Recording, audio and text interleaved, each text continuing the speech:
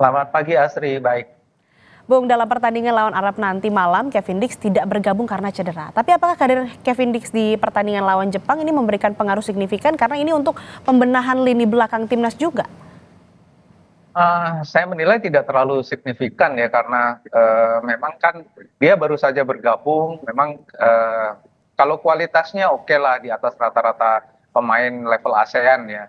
Tapi untuk langsung tune in barangkali hanya satu dua pemain yang mampu melakukan itu, di antaranya Kapten Jai. Jadi yang lain menurut saya masih butuh waktu juga, demikian pula dengan Kevin Dix. Tapi tanpa kehadiran Kevin Dix, rasanya sih tidak terlalu bermasalah karena Indonesia punya begitu banyak pemain belakang kan. Datengin diaspora kan kebanyakan juga pemain tengah dan belakang. Jadi rasanya sih masih masih ada. Belum lagi ada pemain seperti Muhammad Ferrari juga yang masih bisa ditampilkan, yang jarang sekali tampil.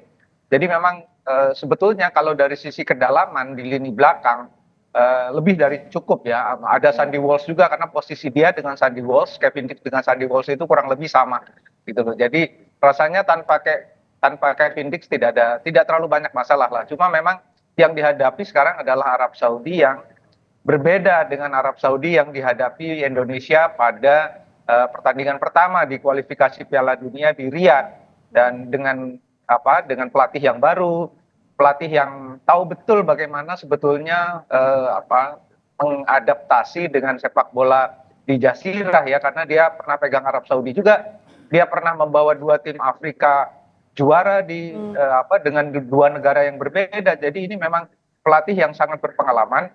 Meskipun saya lihat rekamannya dalam pertandingan melawan Australia belum terlalu kelihatan juga sih progresnya gitu, tetapi sudah jauh lebih bagus daripada yang Indonesia lawan pertandingan pertama di Riyadh. Jadi memang harus hati-hati betul melawan Arab Saudi. Karena kan bukan cuma Indonesia saja yang pengen ke Piala Dunia, gitu kan. Arab Saudi juga pengen ke Piala Dunia. Ini adalah panggung yang paling sakral, ya. Mahkotanya para pemain itu ya Piala Dunia. Jadi ya semua pasti akan berjuang habis-habisan. Itu menurut saya tantangan terbesar dari Indonesia saat ini. Oke, ini timnas juga kan menargetkan dapat 3 poin dalam laga melawan Arab Saudi nanti malam. Ini kira-kira bisakah diwujudkan targetnya? Bisa. Sepanjang memang strategi Sintayong ini tepat ya. Saya tidak terlalu mampu untuk menebak karena misalnya dalam pertandingan pertama dengan formasi 3-4-2-1 sangat mengejutkan bagi Arab Saudi ya, sampai mereka dalam tanda kutip itu bengong gitu ya dengan strategi Indonesia. Tapi strategi super ofensifnya Sintayong ini butuh ketahanan fisik yang di atas rata-rata juga gitu loh. Nah ini yang tidak terpenuhi ketika masuk babak kedua. Mulailah Arab Saudi membangun serangan karena konsentrasi pemain Indonesia sudah sedikit menurun karena kondisi fisiknya juga menurun, karena permainan di babak pertama intensitasnya sangat tinggi. Nah ini yang apakah akan dengan strategi yang sama, tapi saya tidak yakin Sintayong akan menerapkan strategi persis seperti Jepang, karena Indonesia lebih banyak bertahan dengan 5 pemain belakang, 4 pemain tengah dan 1 pemain depan. Nah ini barangkali akan kembali ke formasi 3-4-2-1 atau formasi yang normal 4-4-2, normal dalam arti balance ya. Nah ini tapi formasi balance ini jarang dipakai, itu masalahnya. Adaptasinya mesti dalam 1-2 hari ini apa mampu, saya tidak terlalu yakin. Jadi saya sih yakin Indonesia akan menggebrak dari awal, mencoba membuat gol cepat di babak pertama, karena Indonesia butuh gol banyak untuk menjaga peluang tampil di Piala Dunia atau paling tidak ke posisi 3 atau 4.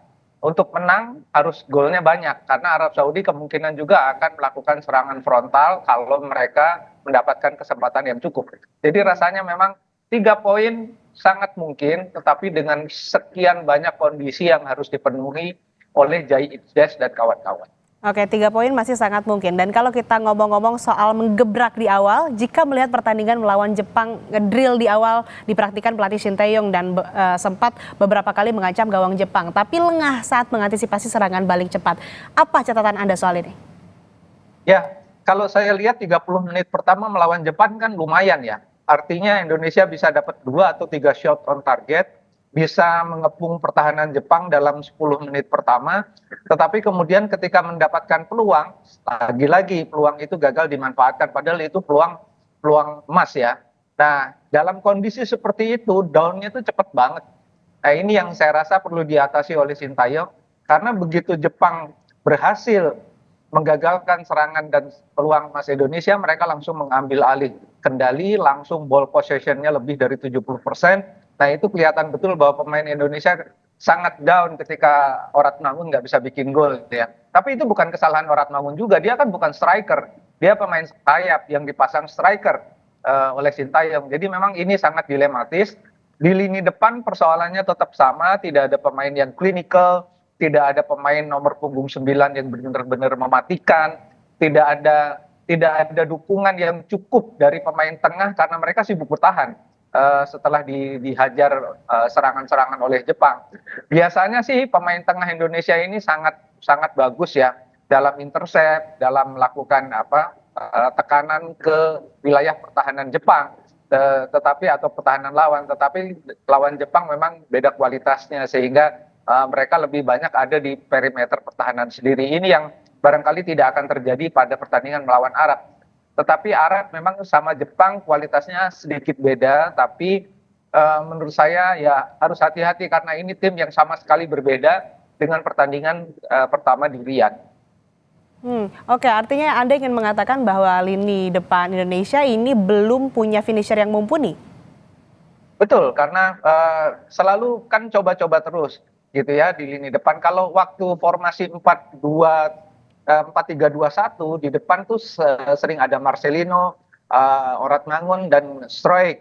Tapi kemarin Stroik sedikit ditarik ke belakang, ditaruh di sisi sayap, padahal itu adalah posisinya Mangun yang ditaruh di posisi nomor 9. Nah, ini yang kemudian memang ada sedikit miskomunikasi ya menurut saya ketika masuk ke pertahanan lawan itu pergerakan. Sebetulnya Stroik itu memang kalau datang dari lini kedua lebih bagus, tapi dia bukan pemain yang berasal dari sayap, dia harus ada di sisi poros gitu loh. Nah, karena saya ingat betul ketika dia membuat gol cantik sekali melawan Jordania di U23, dia datang dari sisi poros dari lini kedua, mengejutkan pemain bertahan lawan dan dia melakukan soloran dan tendangan yang sangat bagus ya. Harusnya dia tetap di posisi yang kalau nggak posisi nomor 8 di belakang nomor 9. Tapi bukan di sayap. Sayap tetap harus Mangun kalau menurut hemat saya, karena Mangun kan bagus sekali kalau tampil di kiri gitu loh. Nah, ini menurut saya Sintayong pasti udah tahu lah.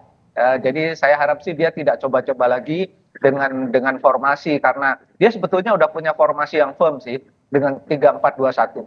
Tapi harusnya sih melawan Arab dia bisa lakukan itu dan menggebrak lagi seperti Arab masih dipegang oleh Mancini. Baik, jadi apa yang harus diwaspadai oleh timnas dari permainan timnas Arab Saudi? Karena kalau kita lihat dari postur pemainnya ini punya postur yang ideal begitu. Ya, kalau soal postur sekarang rada imbang ya. Pemain-pemain diaspora juga kan cukup ideal kecuali beberapa orang saja. Tapi memang pemain-pemain Arab Saudi ini biasa bermain di suhu yang tidak terlalu bersahabat bagi kebanyakan orang Eropa gitu loh. Jadi ini sedikit keunggulan lah buat mereka. Kalau lapangannya tidak terlalu bagus seperti kemarin, seperti yang dikeluhkan Jepang, dua-duanya sih rugi menurut saya.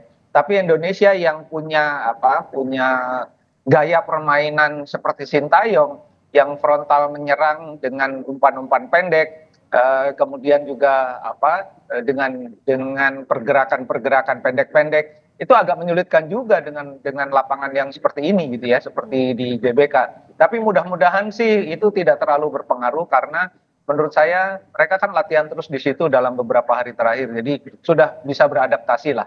Jadi Arab Saudi ini memang punya keunggulan fisik karena mereka menurut saya quote unquote jauh lebih kuat ya, dalam arti mereka itu lebih bertipe fighter dan tidak seperti Bahrain lah. Mereka betul-betul pejuang, nggak ada drama-drama yang kayak Bahrain. Jadi menurut saya harusnya pertandingan ini sih rame ya, seru. Baik, Bung. Terakhir, prediksi skor nanti malam berapa? Agak sulit, tapi dugaan saya sih Indonesia bisa unggul lah 1-0 atau 2-1. Oke, kita tunggu bagaimana pertandingan nanti malam dan kita harapkan juga seluruh pemain timnas ini bisa bermain dengan maksimal. Terima kasih Bung Anton Sanjaya telah bergabung bersama kami di Sapa Indonesia Pagi. Sehat selalu.